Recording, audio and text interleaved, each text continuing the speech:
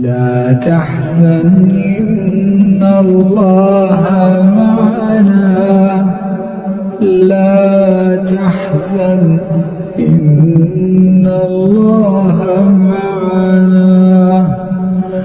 فأنزل